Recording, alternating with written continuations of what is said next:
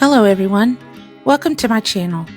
I want to share my journey from traditional painting to digital art and how I developed the unique style you see in my work today.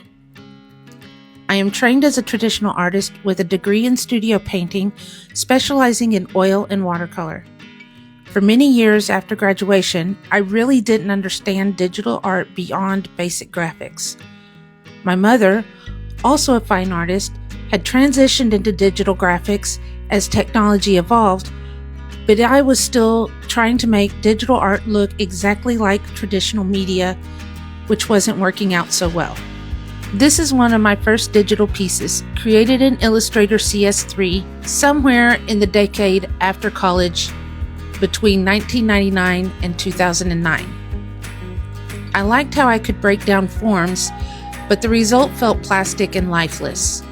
At this point, I didn't even understand the fundamental differences between Illustrator and Photoshop. Frustrated, I returned to traditional art for a while, also exploring other artistic avenues like sewing and quilting. When I discovered digital painting in Photoshop, I began experimenting again, but with limited skills. I was using a mouse and struggling with the disconnect between my hand movements and what appeared on the screen. As someone trained to look at the end of my brush and feel that tactile connection, using a mouse while looking up at a screen created a major coordination challenge. These early examples show my experimentation with brushes, though I was limited by what few resources I could find. Despite working on a tight budget, I was learning crucial techniques that would become staples in my workflow, including things like clipping masks, blending tools, dodge and burn effects, and others. This piece was my most successful at the time, though I can see how I went overboard with certain effects. I wanted her coat to look shiny, but ended up too brassy from overusing dodge and burn. I hadn't yet discovered blending modes, and while my hair technique improved, it remained harsh. All of this was still done with a mouse, a painfully slow process to achieve this level of blending and detail.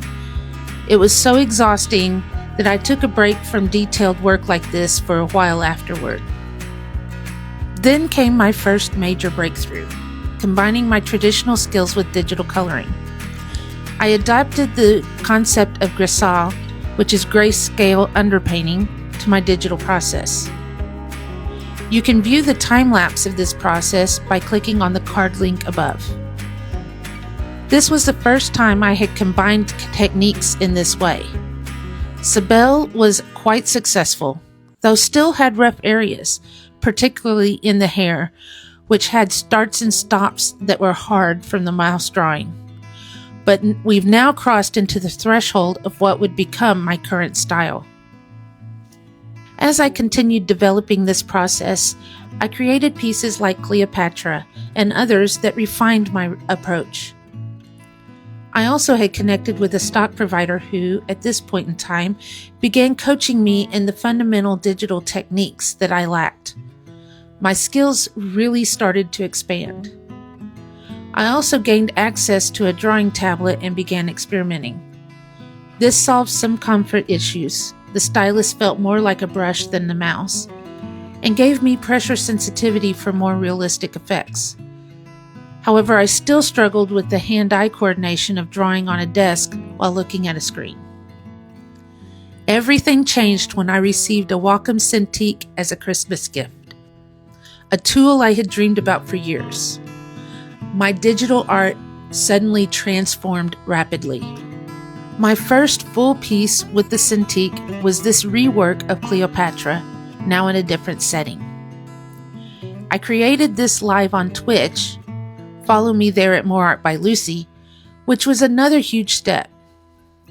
Going live opened me to new perspectives and ideas that further influenced my work. This piece took months as I learned yet another new tool, but it brought my process as close as possible to traditional art in the digital realm. I felt renewed enthusiasm for digital creation. I began playing with the concept of exploding frames where the subject is both restricted by and breaking out of the frame. My first attempts, like this one from 2014, were created while still using a mouse. I revisited the concept with this image of saffron in training. At this stage, the frame was still just a border and not fully integrated into the composition. Then came this piece, the second artwork I created using ArtRage Vitae. I wanted to create a friendly, intimate scene where the horse is reaching through a window to hang out with the viewer, complete with her emotional support teddy bear. The new tools and brushes gave my digital art an almost pastel chalk-like quality. I continued exploring the frame concept with varying degrees of success. While I'm still open to creating more, and I have done a few recently, I felt less inspired by this approach at this time. During this period, I explored stained glass inspired designs. If you'd like to see my process for artwork similar to this, check out my blog post on my website, linked in the card above or in the description below. After various experiments with lighting and blending modes in the new software, I focused my energy on two commissioned pieces, Kapnos and Fotia. These were created entirely in ArtRage and represented my attempt to combine everything I had learned through all of my successes and failures. In 2023, I made another adjustment, adding layers with hatching texture for greater depth. Initially, I drew all of those hatch marks by hand, which was incredibly time-consuming. This piece took 57 hours in total.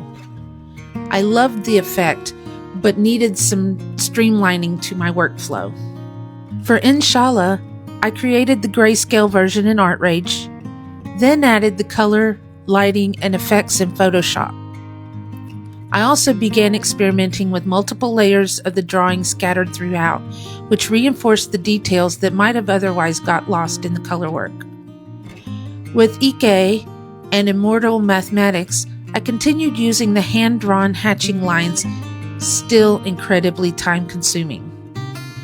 All three of these returned to that exploding frame idea again as well. Eventually, I created a template texture in Photoshop that allows for perfectly spaced lines. I layer this using blending modes and erase areas where I don't want it to show.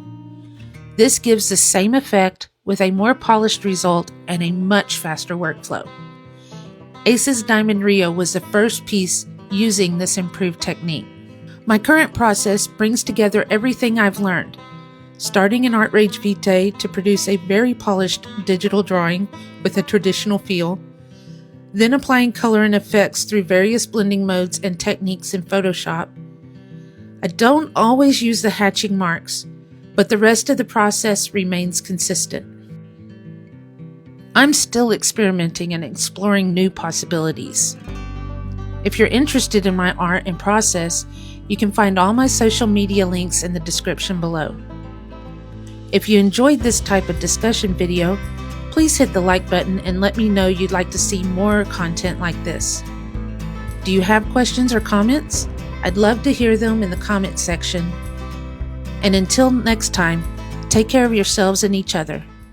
Bye.